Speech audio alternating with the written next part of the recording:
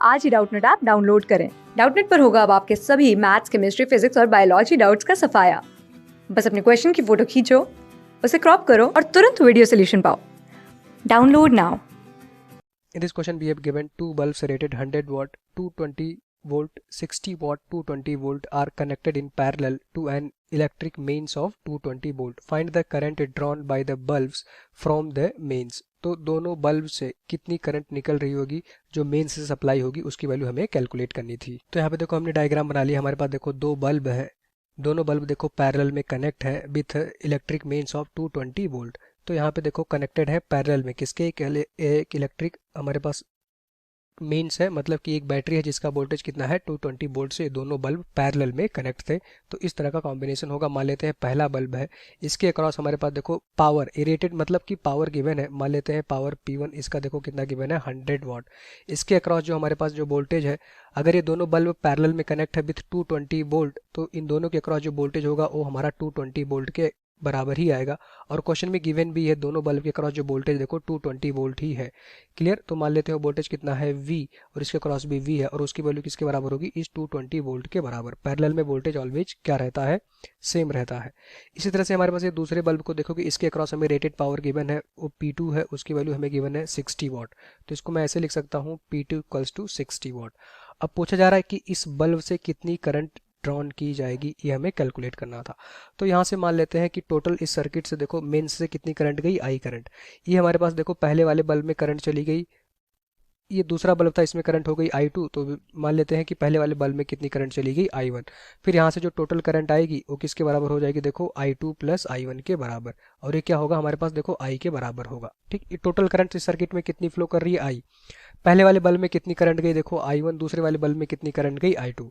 तो अगर I1 की वैल्यू निकालोगे, पावर का एक फॉर्मूला पता होता है, पावर इक्वल्स टू क्या होता है, V²/R। आपने ये पढ़ा होगा, रेटेड पावर किसी भी बल्ब या रेजिस्टेंस के क्रॉस जो पावर डिसिपेट होता है उसका ये फॉर्मूला होता है।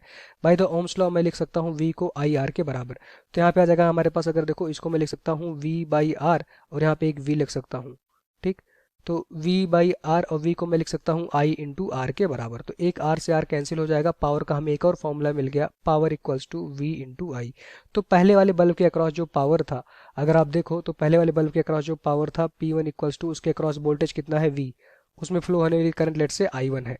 आप देख सकते हो इस डायग्राम में पहले वाले बल्ब में कितनी करंट जा रही है, I1। उसके अक्रॉस पावर कितना है, P1। तो यहाँ से देखो I1 आ जाएगा, जो पहले बल्ब से करंट निकल रही होगी उसकी वैल्यू होगी I1। और यहाँ से देखो उसकी वैल्यू आ जाएगी हमारे पास, देखो P1 divided by V। P1 की वैल्यू कितनी गिवन है, पहले वाले बल्ब के अक्रॉस जो पावर रेटेड पावर हमें गिवन है 100 वाट डिवाइडेड बाई V कितना है 220 वोल्ट।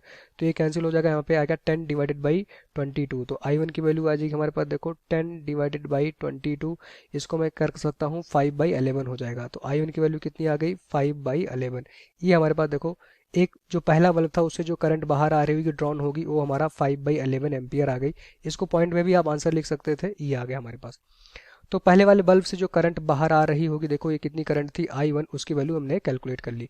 इसी तरह से सेकंड वाले बल्ब के अक्रॉस भी करंट आप I2 कैलकुलेट कर सकते हो। उसके अक्रॉस हमें पावर गिवन था P2 इक्वल्स टू उसके अक्रॉस वोल्टेज इनटू उसमें फ्लो होने वाली करंट कितनी है, I2।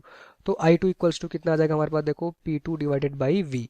अब यहाँ से देख सकते हो I2 की वैल्यू इजीली हमें मिल जाएगी। P2 हमें गिवन है, सेकंड वाले बल्ब के अक्रॉस जो रेटेड पावर है 60 वाट डिवाइडेड बाई वोल्टेज तो अभी भी 220 है। तो यहाँ पे वैल्यू आ जाएगी, देखो 0 से 0 कैंसिल होगा। इसको जब सॉल्व करोगे तो I2 इक्वल्स टू आ जाएगा हमारे पास, देखो ये आएगा हमारे पास 3 डिवाइडेड बाई 11। ये आ गया I2 की वैल्यू 3 डिवाइडेड बाई 11 एम्पियर। ठीक, ये आ गया। तो दोनों बल्ब से कितनी करंट ड्रॉन हो रही होगी, पहले वाले बल्ब से करंट आ रही होगी 5/11 एम्पियर, सेकंड वाले बल्ब से कितनी करंट जाएगी 3/11 एम्पियर। अगर पूछा जाता टोटल करंट बताइए फ्रॉम द मेंस, तो total current I equals to कितना हो जाता, I1 प्लस I2। क्लियर। तो I इक्वल्स टू I1 की वैल्यू कितनी है, देखो 5/11 प्लस I2 की वैल्यू कितनी हमारे पास, देखो 3/11। तो टोटल करंट जो इस बैटरी से निकल रही होगी उसकी वैल्यू आ जाएगी 8/11 एम्पियर। तो यहाँ पे देखो हमने बल्ब 1, बल्ब 2 और सर्किट की टोटल करंट तीनों मैंने कैलकुलेट कर ली। तो आंसर हमारे पास ये आ गए। Thank you. क्लास 6 से 12 से लेके नीट, IIT, जेईई मेंस और एडवांस के लेवल तक 10 मिलियन से ज्यादा स्टूडेंट्स का भरोसा।